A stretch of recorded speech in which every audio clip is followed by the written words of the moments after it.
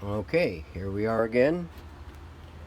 We got the, I believe in the last segment we got this loose and we were preparing to give it a cleaning. We did give it a cleaning um, as best as possible, including the sliders in there on the switches. We haven't done anything with the connections on it yet. We took the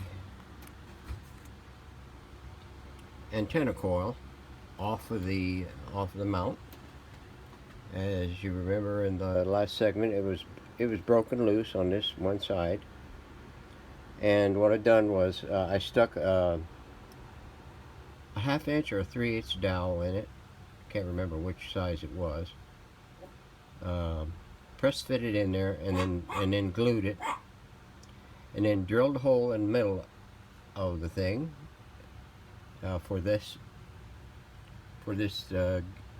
screw, old screw, ancient antique screw, and then drilled a hole right here in the end where this gizzy band originally went on the thing to help hold it down, and pre-threaded the screw into the dowel. And all we'll have to do now is, when we're ready, is take the screw out, set it down, orient it the proper way, and screw it in. That's how you can fix these kind of coils, oscillator coils, antenna coils, shortwave coils.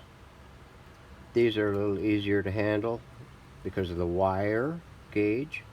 This over here has that fine wire that you got to be really careful with. So that's the point we are with that assembly. Now,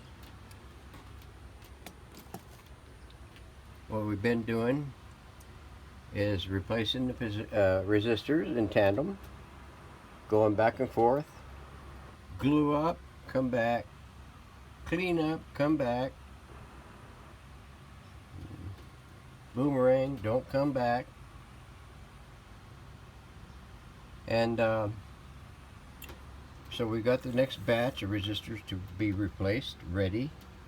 As I go through, I check them off. Of the ones that I've gotten completed, I find where they're located in the circuit. The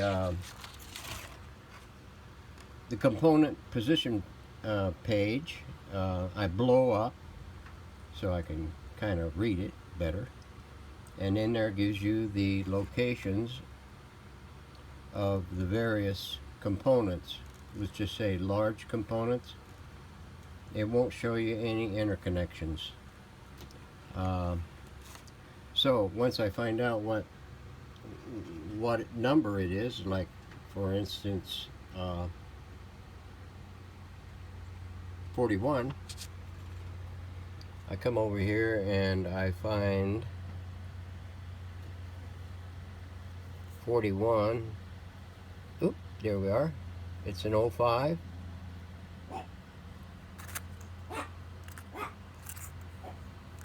I know I got it. Yeah, there it is. 41. It's an 05. And that way I know what component number it is. Come on, focus. And 41 is like located down in there. I identify them before I snip them out. And then once I snip them out, I just kind of eyeball the locations on the thing. And I use Joe of Arkansas, his little coil method on the end of the things, and then the technique I got from Glass Slinger is snipping the leads off rather than desoldering the mess on the terminal strips or on the socket lugs. I use an X-Acto knife and go in there and scrape the ends pretty good, so that way I don't have to worry about the oxidation on the things giving a bad connection. I don't use a soldering iron. I use a gun. A gun is much better equipped to heat these connections quick and get the hell out. And it is good at, if you forget to scrape, this thing here will, if you get enough heat on it, will do enough scraping for you. It'll oxidize and remove that oxidation on that lead and make you a better connection point. This one here is a dual voltage welder, and first click is a 100 watt, I think it is, and the second click is 120 watt. I go second click and then get a rapid heat up and go back to one click, go back one click, and go back to the 100 and melt my solder in. Give it another second to really melt it and get it soaked into that little coil, and then remove it and let it cool. So that's where we're at on this. So I'm going to take a break and sit with Doggy and let the heat go down a little bit. It's getting about 100 degrees in here, and fortunately I got the fan going. Last couple of weeks I spent a day putting this foam board insulation in the roof area. This is kind of like a billet roof, and let me tell you, it was like a sauna, worse than a sauna in here. Even late mornings and early evenings, it was just too warm in here. So I went down to the depot and I picked this stuff up, and it's 1 inch, but it's 3.5. I think it's 3.5 R 3.5, and it does real good, knocking down that overhead heat. So it feels a little bit more like a toaster in here and not an oven. So that's what we're going to do now. So I'm going to go get my Doggy and go in and cool down, have something cool to drink, and we'll be back. So stay tuned. Okay, here we are. We've got the recapping done, and I managed to get the other parts in the down times cleaned up and recoated. The mount for the tuner, it goes right there. Here's the cover for the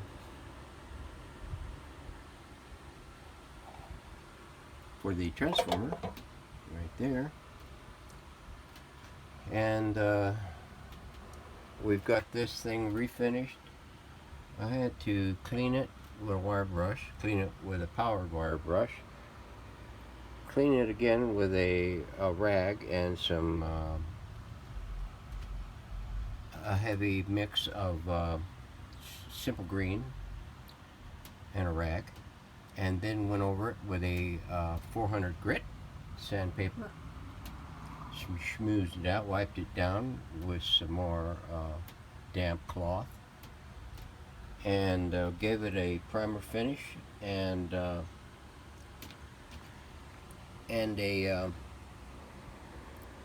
coating of metallic titanium silver, metallic, and then 2 coats of clear poly. So let me get this stuff here out of the way, and we'll turn this thing around.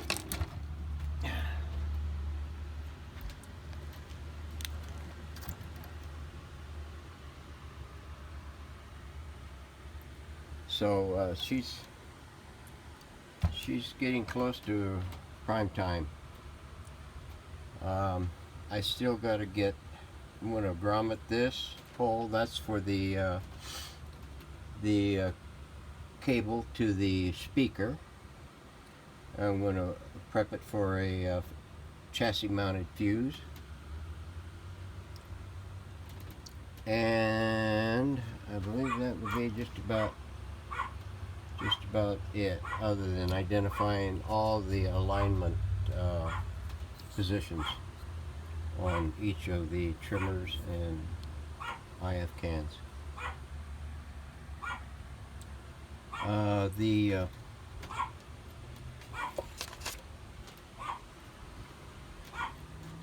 push button coils and trimmers are cleaned and ready to go. And by the way, that's all the crap that came out of it. I think 3 resistors were replaced in it.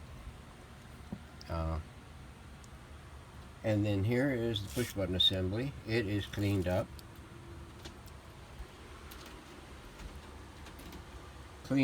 And I still got to do a search and destroy on some of the iffy wiring on this, but I'm going to do that at the same time that I get ready to position it back into the chassis, so I can track more closely the precise lengths of connecting wires, so that I don't get too far from factory. It cleaned up pretty good. So this is the, I don't know if I covered this in the previous video or segment, for the antenna coil. What else is there? The tuner has been cleaned up and it's ready for prime time. Doggy's yelling at me. It's time to go in and feed him. So I think that's just about everything so far.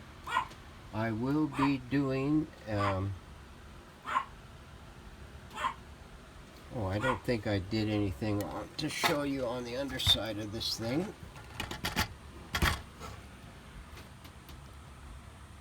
Here's all the caps put in. I did replace some wiring here. That's all fresh wiring. That's fresh wiring.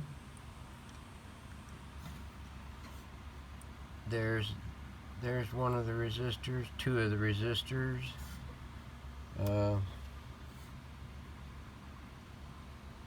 Thought there was 3. Guess not. My bad. But I don't know if I mentioned this in an early video. I like identifying these parts, especially when I'm dealing with the schematic, because it tells me where these parts are. Now I do use the parts placement that comes with the schematic.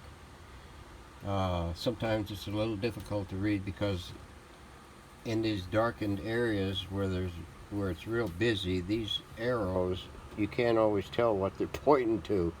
So you may be looking for a capacitor and you'll find an arrow that goes into a grouping, such as like that one there. That capacitor is underneath that coil assembly for the push buttons. So the push button, this coil assembly has to come out in order to get to that one, and that one there is number 53. Well, if you look down here, there's number 53, and this assembly goes right in there like that. So I identify these as I go along and track these things out. Now some of the Zenith schematics, they don't give you component positions in the chassis, and therefore you have to see which pins or what they're eventually tied to as far as pin and tube in order to discern which number it is, and do it that way.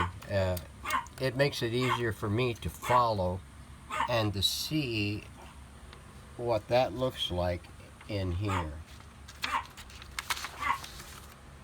Okay, so the next thing we'll be doing is fitting the push button assembly into the chassis and doing the rewiring and replacing some of the existing wiring to make the connections, and then it will be flipping it over and getting the rest of the sub-assemblies put back on the chassis.